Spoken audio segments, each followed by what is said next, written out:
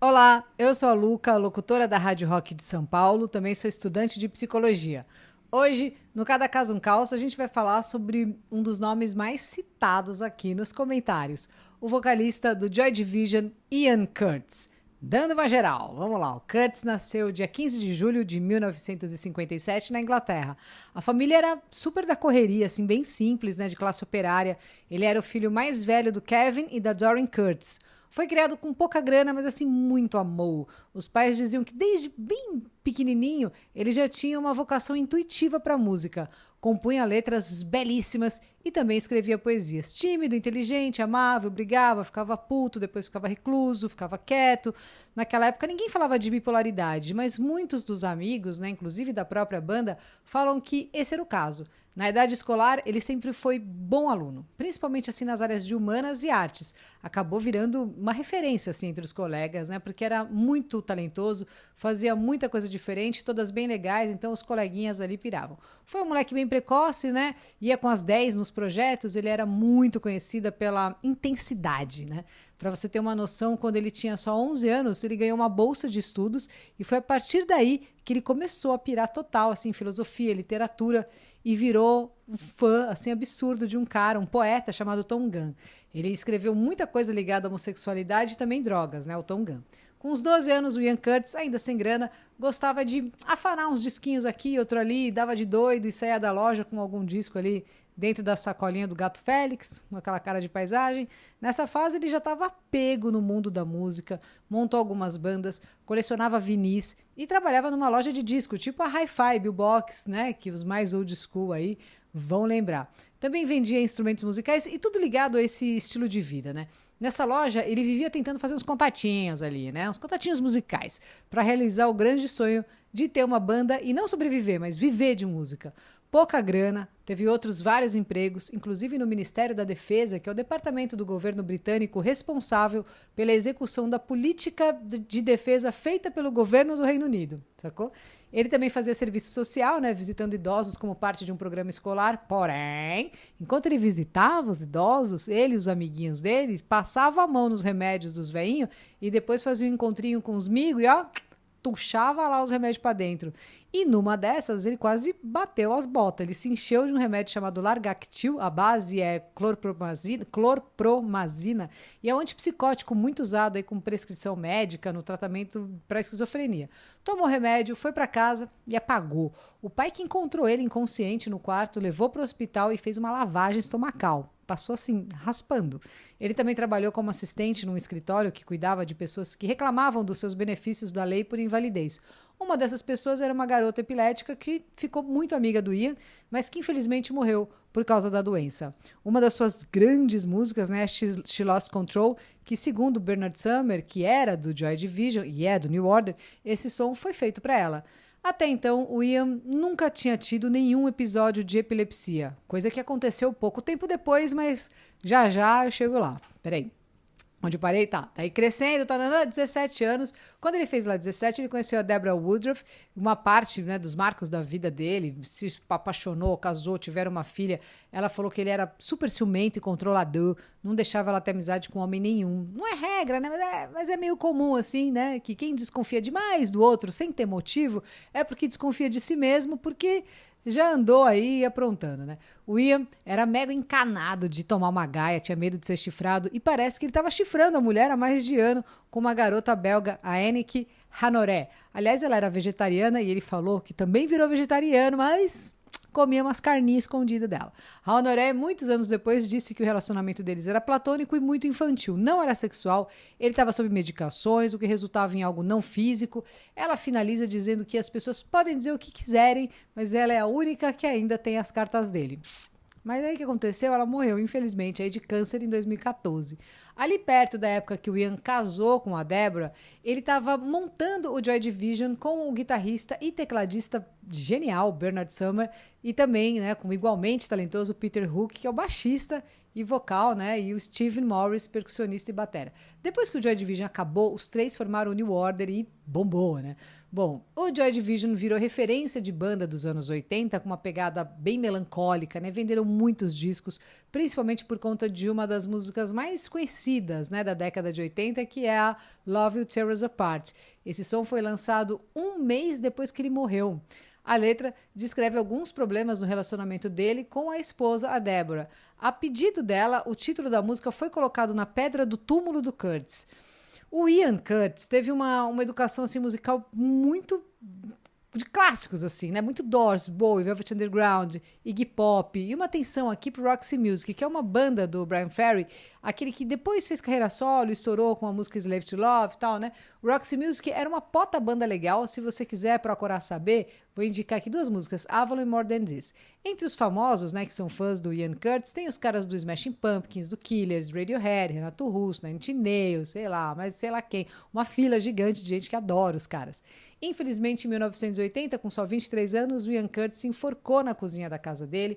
No ano anterior, ele começou a ter episódios de epilepsia, sofreu muito com isso.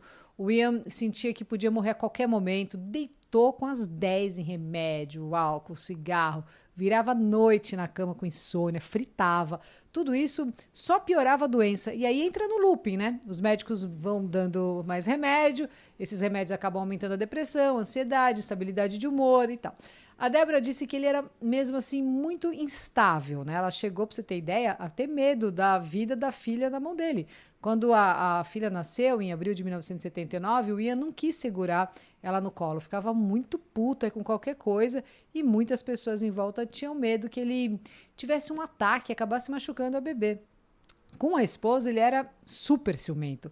O Ian não deixava ela trabalhar, obrigou ela a parar os estudos e não podia ter nenhum amigo homem. Além do mais, ele ficava louco se ela lesse algum livro que ele não achasse legal e também não podia usar maquiagem. Gloss, nem pensar. No dia da morte, a Deborah disse que ele bebeu uma garrafa de uísque, ouviu o álbum de estreia do Iggy Pop, o The Idiot, lançamento na época, né? Tirou a fotografia da filha da parede, pegou a foto de casamento da gaveta e sentou para escrever uma carta para a esposa. Bom, tem filme, documentário, livro para quem quiser se aprofundar mais na história dele, tem tudo aí. Aqui no Cada Caso um Caos já tem episódios, né, que falam muito assim sobre depressão e bipolaridade. Na playlist do Cada Caso um Caos você vai encontrar lá, tem muito sobre isso no episódio do Chester Bennington, do Linkin Park, do Chris Cornell, né, também do Kurt Cobain, aí você vai ficar PhD. Pelo que a gente viu, né, o Ian Curtis, ele praticamente era uma enfermaria ambulante, né? E não dá para saber exatamente qual era a principal patologia dele, né? O que dá para pegar bem aí, né? Que dá para sacar de cara é que o ciúme aparecia muito em cena. Talvez até um delírio de ciúme. Mas, Mário, o que é o ciúme e quando que ele se torna patológico? E uma dúvida, tem tratamento?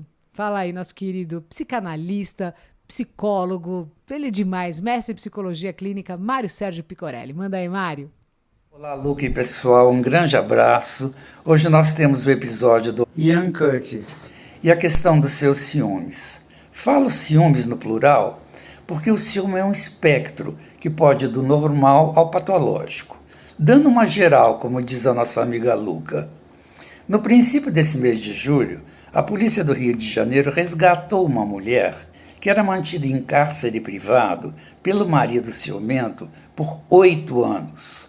8 anos de agressões físicas, como espancamento, e psicológicas, onde o marido proibia até ela usar o banheiro com porta fechada.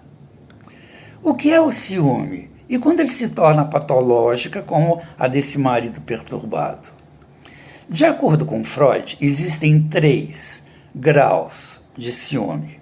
O ciúme normal, que é aquele que habita em todos nós, quando tememos perder o amor da pessoa amada. O segundo grau do ciúme é o ciúme projetado sobre o outro, como, por exemplo, aquele homem que tem brigas homéricas com a mulher, acusando que a qualquer momento ela vai traí-lo. Mas, na real, quem deseja inconscientemente trair é ele. E ele, então, projeta sobre sua mulher o seu desejo, dizendo que é ela que vai traí-lo. O terceiro grau do ciúme é o patológico, que é quando o objeto do ciúme tem o mesmo sexo do sujeito ciumento. Exemplo, um homem que, quando sai com a mulher, fica vasculhando o ambiente em busca de homens que possivelmente possam estar olhando para ela.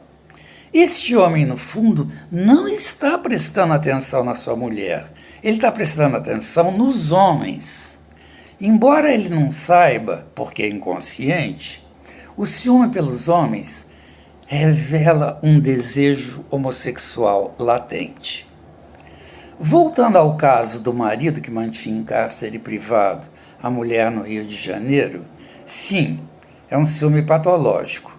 E eu arrisco dizer que encarcerar sua mulher foi uma manobra inconsciente de encarcerar a homossexualidade latente dele junto com a mulher. Foi uma maneira patológica de se sentir seguro, ou seja, com ela presa, ele não precisava olhar para os homens.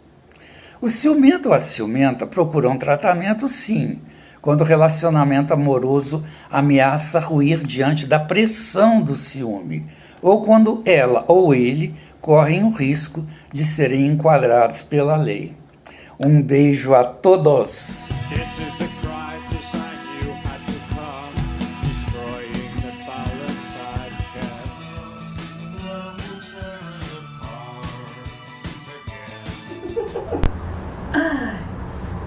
Olha o Nuninho aqui, e aí, curtiu? Então comenta, compartilha e põe aí a sua sugestão, né? Porque o Cada Caso um Caos é super feito em cima do que vocês sugerem, beleza? E passa pra frente aí, manda o link pro WhatsApp, também tô colocando legendas em espanhol e inglês. E vamos que vamos, né, Nuno? E toda terça-feira tem aqui também a playlist do Voadora no Lustre, né? Que eu falo sobre as composições de alguns sons fodarários. Valeu, então terça Voadora no Lustre, sexta Cada Caso um Caos. Beijo!